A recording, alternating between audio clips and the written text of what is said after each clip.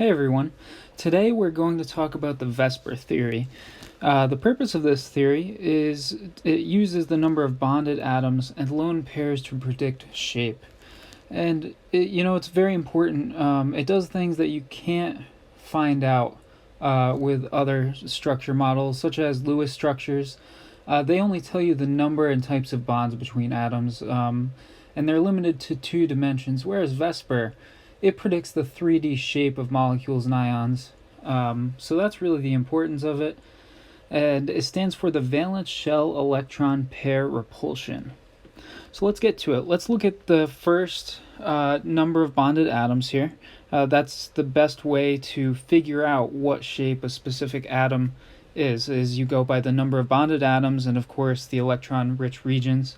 And with those things, you can figure out the shape and the bond angles and things like that. And that's important because the structure and shape of molecules really help decide how they react with other things and what they do.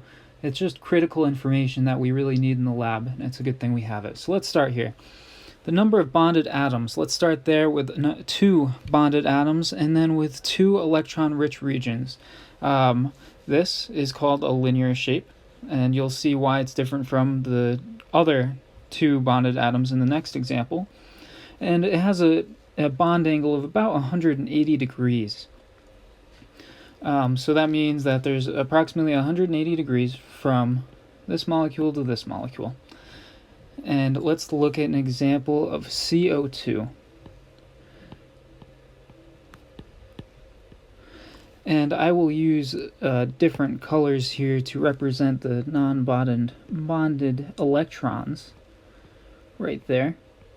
So yeah, just because there's 2 bonded atoms to that central carbon, or whatever the central atom may be, and there's even number of unpaired electrons, that's what makes it to be a 180 degree angle, and we can call it linear. So we will look at 2 bonded atoms there. Let's look at it again, except with 4 electron-rich regions. And how we're figuring that out is that we have, if you look in this column right here, we have 1 electron-rich region with that molecule coming off the one in the middle. And then we have another there. And then we also count the lone pairs of electrons. So that's what makes it so there's 4 electron-rich regions. That you'll call that a bent shape with a bond angle of 104.5. Let's look at water as our example.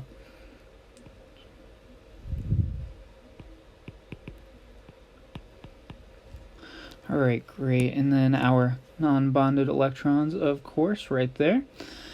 So you may be asking, well, how do I know the difference here between this molecule, the CO2, and then this one, in H2O?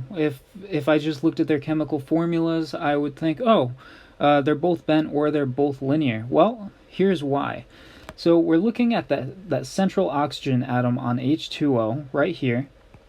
Notice how it has these non-bonded electrons. What happens with these non-bonded electrons actually is they create a stronger repulsive force away from them. So that pushes these other atoms coming off of oxygen, they push them that way. And what that does is it changes the bond angle. So now between those 2 atoms we have 104.5, just because of those non-bonded electrons. The fact that it has the 4 electron-rich regions is really what makes it different from linear to bent. Now, let's move on to 3 bonded atoms right here. Call that trigonal planar with 3 electron-rich regions anyway, a 120 degree bond angle. Let's take a look at our example right here. We have boron trifluoride. This one's a little more straightforward than the next and the last one that you saw. Just 3 electron-rich regions, and that is the 3. I won't do that because I've been coloring unpaired electrons with red. Let's make that green. So we have the 3 electron-rich regions right here. surrounding that middle boron atom, those fluorides right there. And that causes all of them to be equally spaced apart about 120 degrees. In contrast, we'll look at the next example with 3 bonded atoms, and we will have 4 electron-rich regions. We call that trigonal pyramidal, with 107 degrees difference between the atoms there. So let's take a look at our example. We have ammonia we'll use right here, and that would be NH3. Okay. Don't forget our unpaired electrons. We'll put that right there. And once again, the difference is those unpaired electrons. It changes the bond angle, and that's why we see the 107 degree bond angle there as compared to the 120. That's really where the difference lies here. By the way, I highly encourage you after this to take a look at these bond shapes.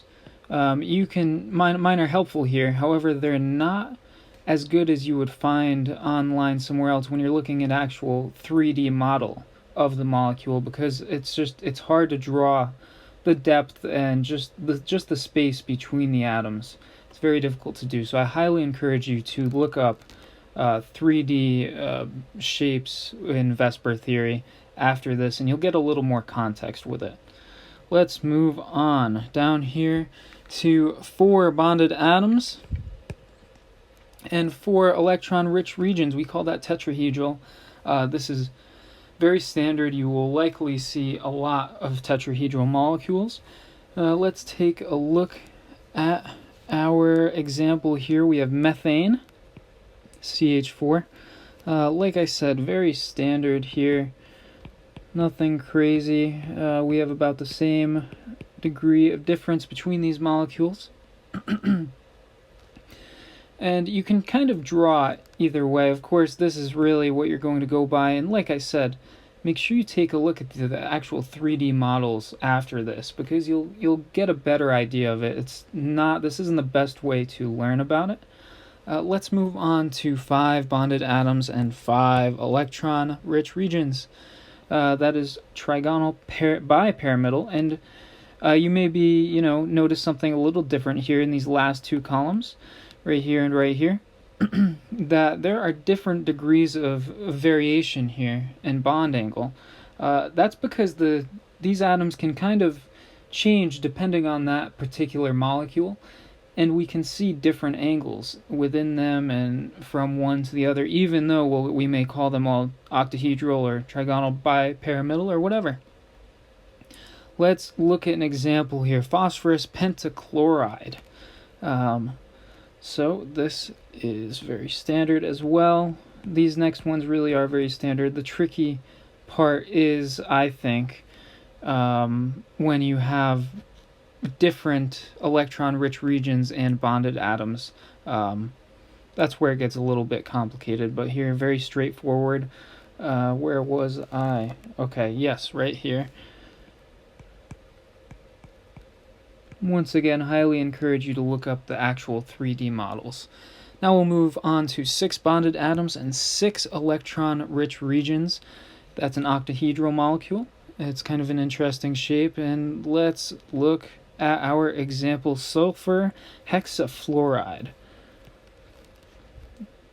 It's a little different than our last example here, just because there's more symmetry, and there typically is more symmetry just because we have an even number of bonded atoms, so it's a little more pleasing to the eye, and there's less variation in the actual structure of it.